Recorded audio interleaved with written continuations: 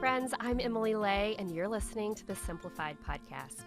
If you're looking for a quiet place where you can filter out the noise and the hustle, this is it. Every week, I invite you to slow down and join me to explore practical ways to organize and automate the complicated parts of life so you can focus on what truly matters most. Well, we just launched some of the most beautiful, tactical, fantastic products you have ever seen from Simplified. We are calling it Simplified 3.0. I hope that you'll go and check out our brand new 2022-2023 signature Simplified planners and so much more at emilylay.com. What do you do when the story you're living, the one that's as comfortable as slipping on your favorite pair of old jeans, suddenly doesn't fit anymore?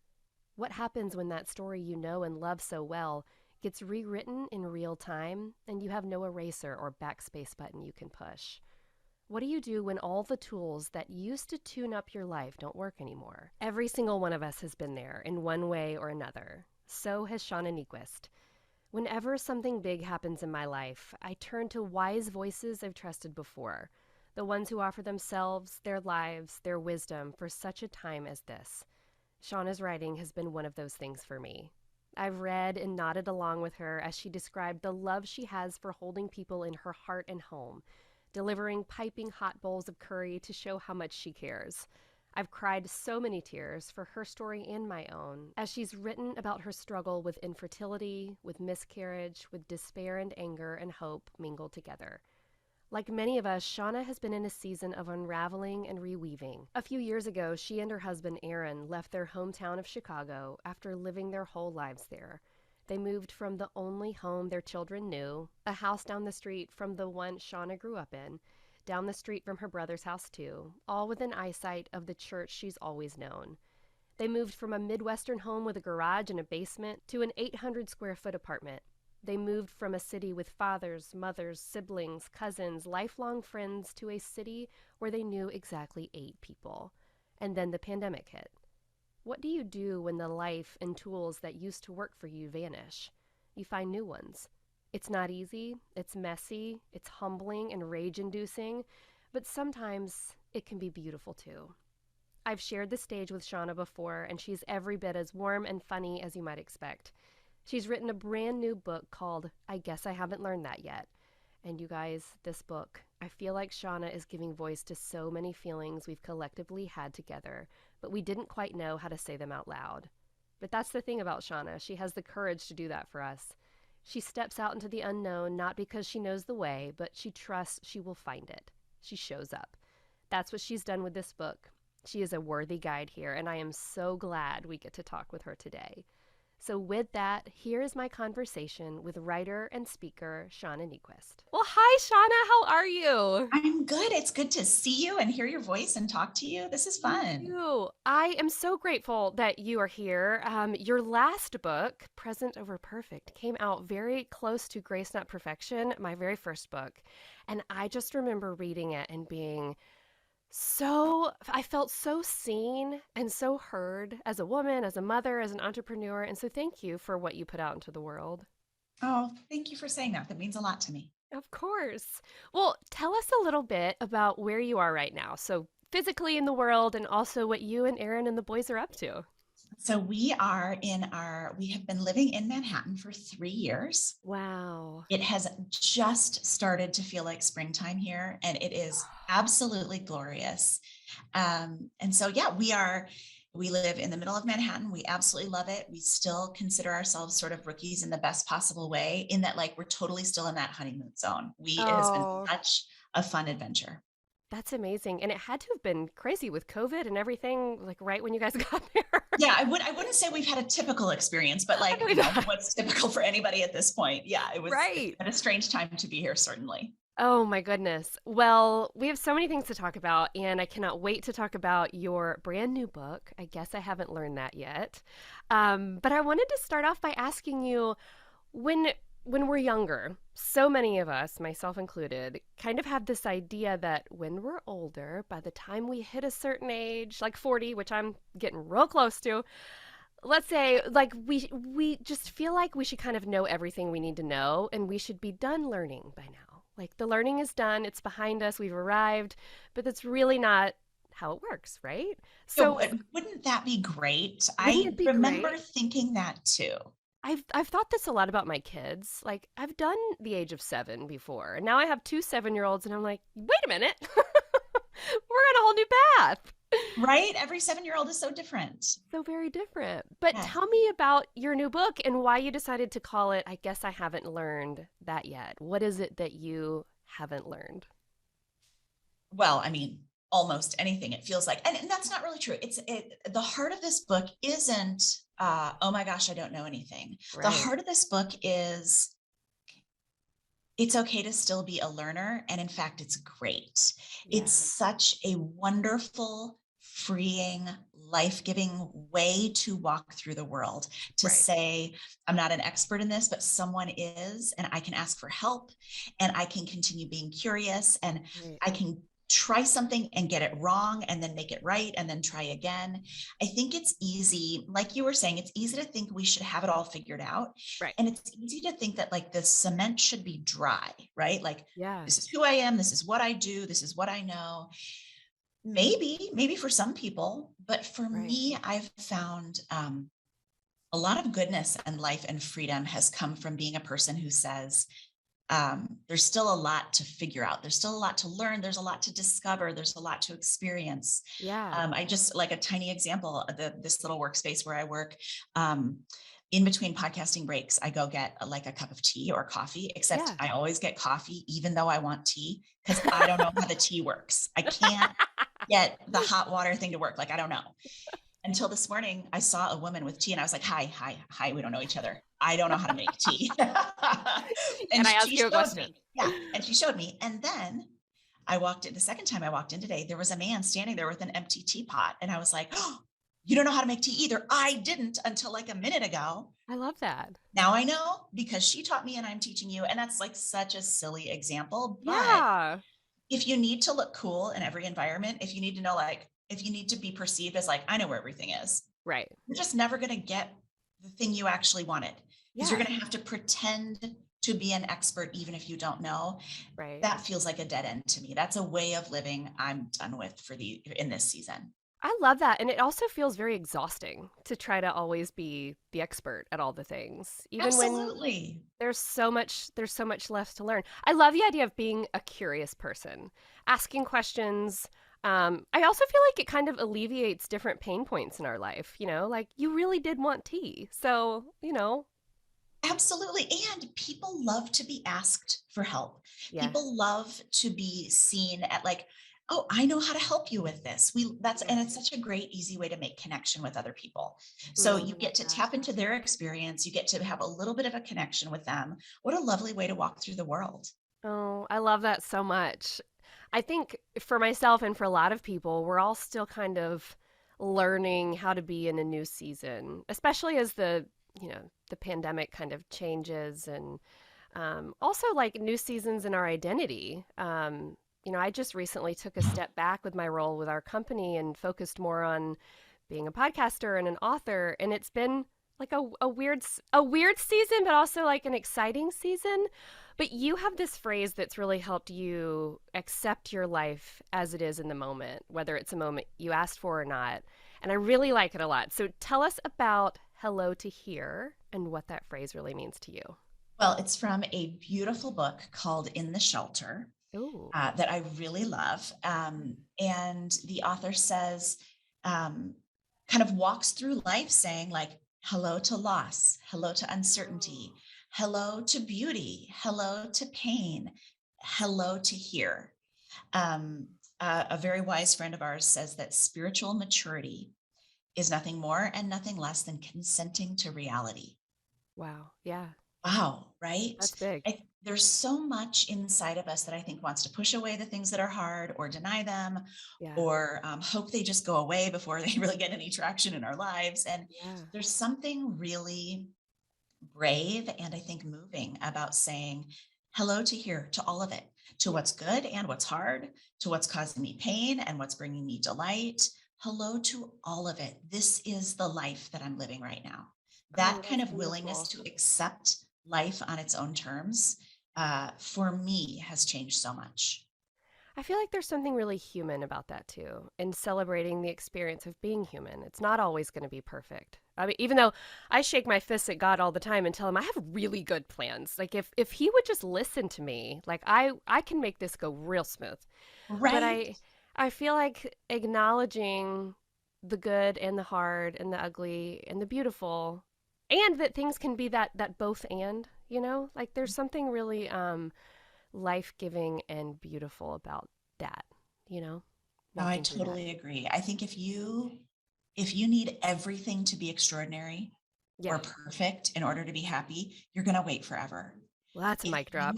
you but if you can be the kind of person who can find beauty and hope and redemption and meaning even while things are falling apart around you, Mm, that's kind of a good long-term plan for living a yeah, meaningful life, I think.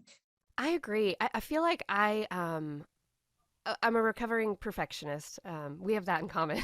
Same. But I also kind of in the past have lived life thinking, you know what? This is what life should look like. And that's a recipe for disappointment. Like, I'm 30. This is what my life should look like. I'm 35. This is where we should be. This is what my house should look like. My children should behave like, and now I'm 39 and I'm kind of like, who wrote that standard? Like, where did that come from, I I Absolutely. have to ask you. So the story about the chairs from your church, about Yes. putting out too many chairs, there has not been one single story that I have read from a book in my whole life that has impacted me like the chairs.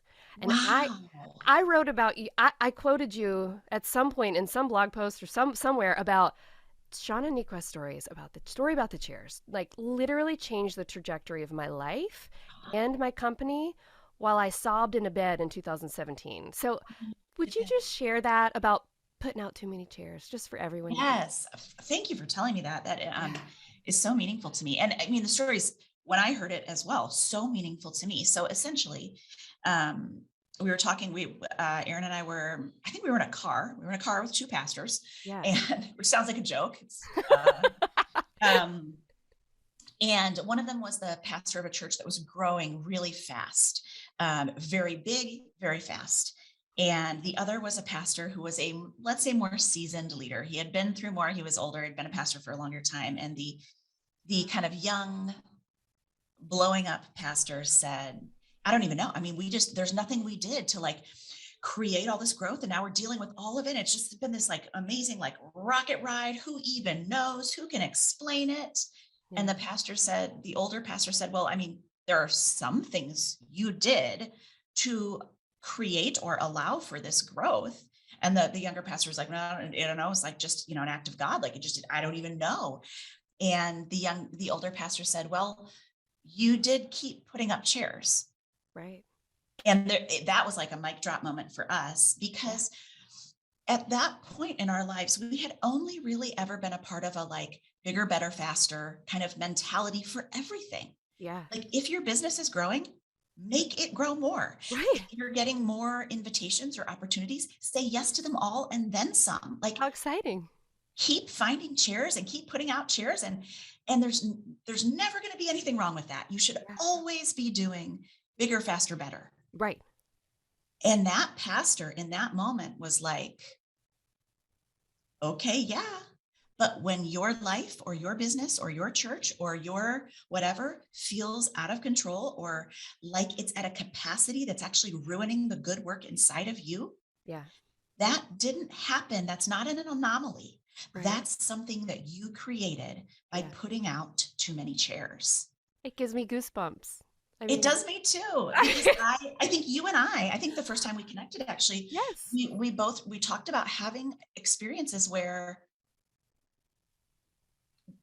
we felt like the next right step was to put out as many chairs as possible. And I don't want Absolutely. to speak for you, Yes. and No, then I you got had it. to grapple with the fact that the life I had created was actually unsustainable for the Yeah. person and the life I wanted. Yeah. Spot on. Spot. And I tried. Yeah, I tried for a long time to like, this there's that amazing line from The Simpsons that's when Homer says, "This is everyone's fault but mine."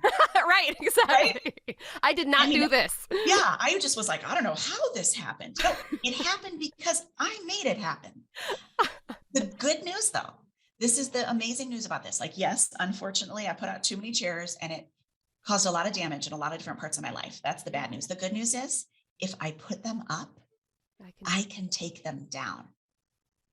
uh, yeah. We get to reframe and reshape the dimensions of our lives. And Ah, that has been such a challenging, freeing, wonderful thing for me to learn. We get to decide. amen. We get to decide. It was 2017, and I had just finished reading your book, and my company had grown like crazy, and it was so exciting. I had a 6-year-old and infant twins at home. We were in 800 stores around the world. The online store was amazing. And I was sobbing. And my husband was like, "What is wrong?" And I said, "The chairs." And he was like, "What chairs?" And I said, "There's too many chairs." And we ended up closing our wholesale side. And then the next year, focusing just on our online store and doubling our company because we got real focused. So thank you for sharing that story, for doing that. I just had to tell you on here how meaningful it was to me. And life looks a lot different now that we've taken Oh, down some thank chairs. you. And I'm thrilled. I'm Yeah, so happy for you that you had the like tenacity to yeah, make those are hard changes to make, and they're they often are. very unpopular. They were, Um, yeah. they're That's not the they're not truth. usually particularly well received. People are like, I was sitting in that chair. I liked it. I liked my chair. Mhm. No, you're so right. And I feel like you have also gone through a recent change, taking down some chairs and moving to Manhattan. You left Absolutely. the Chicago suburbs with a garage and a basement and moved to an 800 square foot apartment in Manhattan. And that had to have required taking down some chairs. So tell me about that. What did you learn about yourself and what you and your family really needed with that change? I would say one of the things we really had to get clear on, one of the hardest things was the sentimental and memory side of things. Yeah. I wanted to bring so many things with us because I felt like they were like, these things are who we are. Mm-hmm. These are the dishes I use when I this, and this is who I am. And this is Yeah. the piece of furniture that means this. And this is, and we had to start doing that thing where we said, um, we don't lose the memories or the meaningful sense of these things just because we don't have these things anymore. Right. I love that. Yeah. So we got rid of a lot of stuff and we kept the good memories that went along with the stuff. We worked really hard on that. And it felt Yeah. almost like a little bit like it was a little bit like ceremonial. Like, I love you dishes. I love that Right. you're the dishes I You use thank at them. Easter. Yeah. And I love every Easter we've had in our house. And in the future, I'm not going to have a life where you get to have Easter dishes only, Right. but bless you for being my Easter dishes for a season or whatever. That's very Marie Kondo of you. I love it. Yes. Um, I think I probably learned that from her. I went through like all the books I could find about like, how do I Yeah. do this? And the one thing that we have found certainly is that our life in our apartment works better when there's less stuff in it. Yeah. So the amount of stuff is counter to how much we enjoy our space. And you Oh, notice it wow. real fast. And then, I I mean, I believe think it. that's true in a lot of our homes. We're like, wow, I feel so much better when I declutter. Yeah. For us, it's like, if you don't take the recycling out right now, I can't Right. walk. It's like real immediate. It's very It's real very time. must do.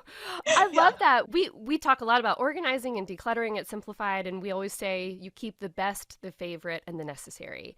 And we Yes. get a lot of questions about like, is it okay to get rid of my kids' old artwork or things like that? And I always say, my kids come home with all kinds of things. We put them up on the fridge, we enjoy them, we save the best, favorite, necessary. We are grateful for the time we got to display to others, and then they go, you know? And so it's the same kind of concept, but that's amazing. You must have just learned so much from making that change about what's really most important. Well, I would say we learned a lot, but we also continue to learn a lot. Like Yeah. I mean, you kind of have to live with like a one in, one out policy, like Yeah. on everything. Yeah. A friend of mine who's lived here for a long time said every single object that comes inside the front door of your apartment Yeah. is paying rent. And so I you love need to that. decide if it's worth the rent it's paying, right?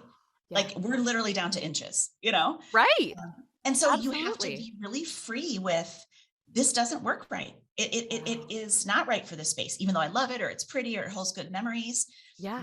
It's almost like living on a boat. Like everything, you can have one of everything, and And there that's has to it. be a right space for it. And that has to make you also reevaluate your spending habits. Like, Oh, oh, absolutely. I'm so used to going into Target and just buying things. And then you come home and you're like, wait, this is, I love how intentional you have to get with that Mhm. kind of an idea, you know? That's Well, the amazing. way we experience it mostly is with grocery shopping, Right? because you have to think about what you can carry home, like with Right. your arms, Right. and you have to think about how much space things take up once they're there. Yeah. Like, every once in a while, usually I go grocery shopping by myself, but every once in a while I'll make the kids come with me, and Yeah. Mac will be like, can I get orange juice? And Henry will be like, can I get apple juice? I'm like, oh, guys, No, no, one, no. but not both. Are you One, not both. kidding me?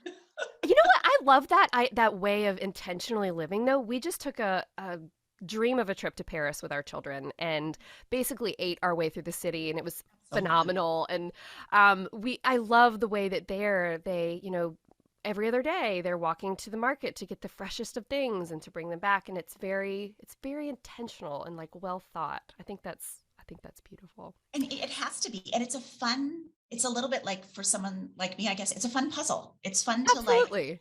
think ahead of what are the things that I need, what are the things I don't need, Right. and to even like I'm getting rid of things all the time. Yeah. Hey, I haven't used this. I thought I would, but I didn't, or I don't need it Right. for this season, or to constantly be creating space for the next thing I might need Oh, that's feels like a really beautiful. worthwhile way to approach our stuff. That's beautiful. I love that.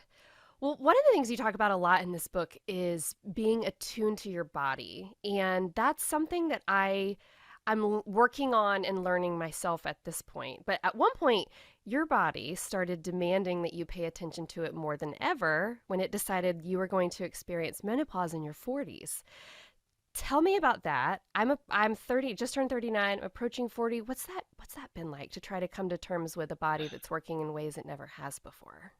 Emily, I will tell you this, like on one hand, like I don't want to be that girl that talks about menopause all the time. That's weird.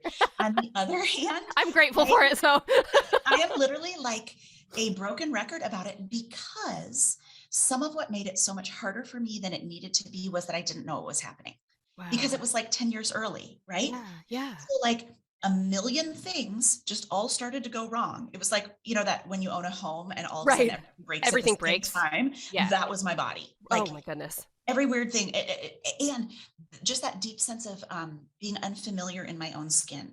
Literally, Oh. my hair's different, my skin's different, the way I feel when I eat certain foods is different, I sleep differently. It was like someone took my old body and brought me a new one, and I was like, well, this one's weird. What are you doing? Right.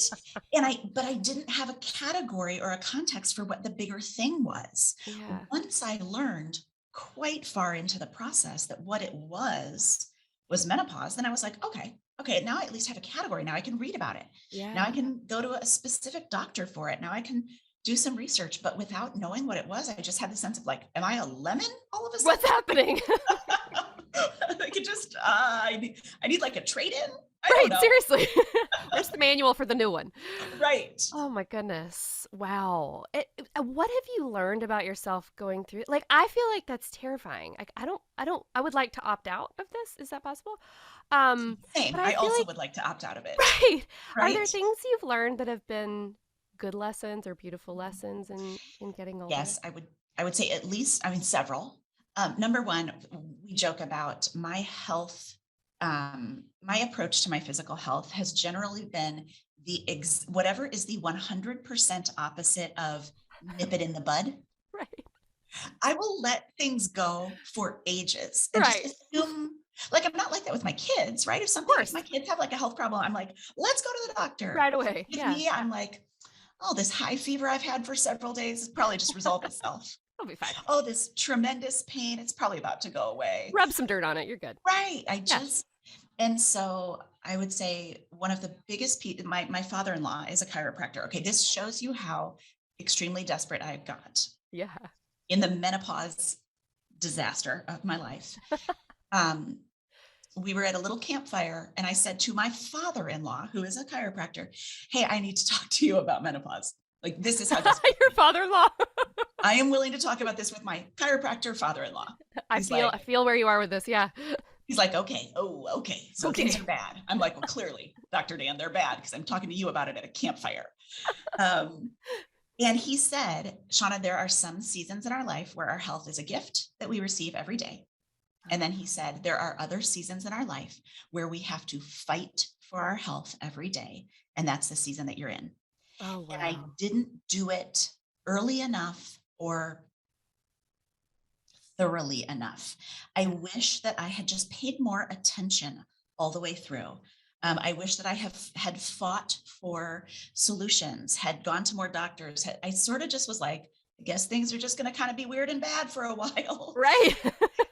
And the difference that it's made finding the medications and the healthcare and the doctors that really do work, it's Yeah. like a lifesaver that Wow. I could have availed myself of earlier Yeah. had I paid more attention. So, number one, I would say fight for your health and do it in like fast Yeah. and aggressively. Um, I love that. Letting this stuff go longer than it needed to only made things worse. It And goes then the back to other, that.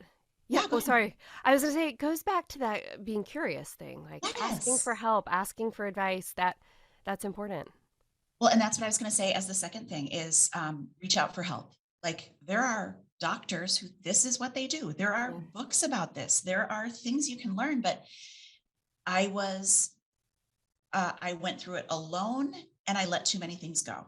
And looking back, I wish I would have fought harder for my health Yeah. and involved more, asked for more wisdom, asked for more help, tracked down more doctors. I could have saved myself a lot of frustration, I think. It's a hard thing no Yeah. matter what, Right. but I made it harder than it needed to be. That's so good to know. Thank you for sharing that. I mean, I can imagine it's not the most fun thing to talk about, but I totally appreciate that advice, as well. Well, so as you cast your eyes on your 50s, as you watch your boys grow up, what are you looking forward to in your next season? Well, okay, so remind me how old your kids are now. So my oldest is 11 and my twins are 7 years old. Okay. Yeah. So ours are 10 and 15. So we're Okay. just like a little bit ahead. Yeah. One thing I love to tell people is, I mean, I think we just hear so many horror stories about teenagers, and certainly things could Yeah. fall off a cliff tomorrow and Right. I could be singing a completely different tune. But at least up until right now, having a teenager has been a total delight. It's really Oh, fun. I love that. He's so fun. He's just such an interesting person, and I Oh, love to spend time with him. yeah. And there's a handful of things that just he and I do together. We go to diners together and bookstores. We go to a lot of movies together, and he's really into fashion and photography. And Love that. so we go shopping together. And um, if this is what having older kids is like, I am into it. It Oh is my so gosh. fun. And of course, there are different challenges. And of course, there's all Yeah. these kinds of like hard conversations you have to have about preparing Right. them for, being more independent in the world. But it's really also very delightful. I love that. I love your perspective on that because I do hear from lots of people that it's terrifying to have a teenager. But as we approach the tween years, I getting to know my oldest as a big kid has been absolutely so much fun. I'm actually taking him to New York. It's his 10th birthday present, a You're year and a half kidding. late. We're going in late April to see Hamilton, and he knows every word, so he is thrilled. We are so excited. Amazing. Do you Yeah. know what other things you're going to do? No, but I will take all of your I advice. will give you a couple things. Yeah. Has he been here before? Never. No. Okay, I will. I'm taking over. Is that okay? Please take over. Yes, this is great. The Museum of Natural History is Oh, amazing. It's our okay. favorite, and Yeah. it's great for kids. And it's the one in the movie Night at the Museum, the first one. Oh, yes. So it's a really fun one to rewatch and then go And to then that go. museum. Okay, cool. And it's right by the Strawberry Fields part of Central Park, Cool. which is like the Beatles, like the little like mosaic Yeah. on the ground. And there's a Shake Shack right nearby Oh, and Levan Bakery. So that whole zone right there is like your okay. perfect day with a 10-year-old. Noted. Yeah, but That's there's a million amazing. other really fun things No, to do. that's so great. And anyone listening, we'll put links in the show notes because that is, I mean, to hear from you, it's noted. We are going there. That's amazing. Oh, good, good, good, good. Well, I have a couple of rapid fire questions for you. Yes. So I'm just going to throw them at you and you just, whatever comes to mind. Okay. So, your favorite meal on repeat at the moment? That's hard. I I feel like I make curry almost Okay. without even thinking about it. Like Oh, if I'm in the kitchen and I'm like, what am I making? Okay, I have an onion, we have a little ginger. Everything turns into a curry into at a this point. curry. Okay. And I've part of never that is made because curry. Aaron and Henry, our oldest, really love it. Okay. And so I know that if I do anything in any of the Thai, Indian Yeah. curry family, they will just gobble up every bite of it. So everything turns into a curry at my house right now. Okay. I need to try a curry. I've never made a curry. I'm a learning. I have not learned how to be an amazing chef, and I am learning right now. I'm also learning to actively love it. It's not something I naturally love to do, but I do it because the people in my house like to eat 3 times a day. Isn't that amazing So how they keep doing that? They it's keep getting older. unreal. I'll be serving breakfast, and my daughter's like, "What's for lunch?" I know. You're Stop! like, I can't. No, I've just got to do this Totally. now. Okay, your go-to snack for drop-in guests. Yes. Well, I would say that this is something I'm well versed in and very passionate about. Um, if there was ever a time in our life, if I knew right now that in my apartment I did not have at least one kind of cheese, I would I was feel gonna a say the little same thing. itchy. Like, oh, things are not going This well. is We not have a good. problem. Yeah. Right. So I would start with cheese. And from Okay. there, you can go a million different options. Totally. And it could be a lot of different kinds of cheese. But if you, let's say I have like a sharp cheddar, let's say we start there. Yeah. Then you can add a sliced apple, you can add crackers, you can add cashews, you could add a bar of dark chocolate, you can add some jam or honey. Yeah. As long as you have cheese, You're good. everything else you can probably find in your cabinet to put around it. But that's really the heartbeat of the operation in my mind. That needs to be on a greeting card for college graduates. Like, if you just have cheese in your house, you will be able to function as an adult. Like that is really good life advice, I think. I feel good about that. I think Right. that is life advice. Yeah. Exactly. Okay, the number one best tool for embracing a new season. The first thing that comes to mind, a blank journal. Oh, I love that. I agree. Um, Yeah. I I think in seasons of transition or change, we Yeah. need to spend extra time in silence and solitude and stay really connected to our own like intuition and inner voice. It's really easy for that to all go out the window when a lot's spiraling around us. Yeah. And so if you even do 10 minutes a day of and I always say that for women, especially, start in the morning and talk about desire and pain. What Mm. hurts and what do you want? Oh, that's Those are beautiful. two questions we largely don't allow women to ask. Yeah. Um, so start with what hurts and what do you want?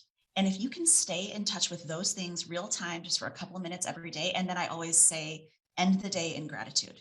Yeah. Start with pain and desire, end with gratitude. If nothing else, 10 minutes in the morning and 10 minutes at night would keep you in touch with your own self Yeah. as a lot of changes are happening around you. And I think that's the way through some of these seasons of great transition. Oh my goodness. That's beautiful. Thank you. And thank you for doing this. I'm just so honored to have had you. And would you just tell everyone where they can find you, where they can find your new book?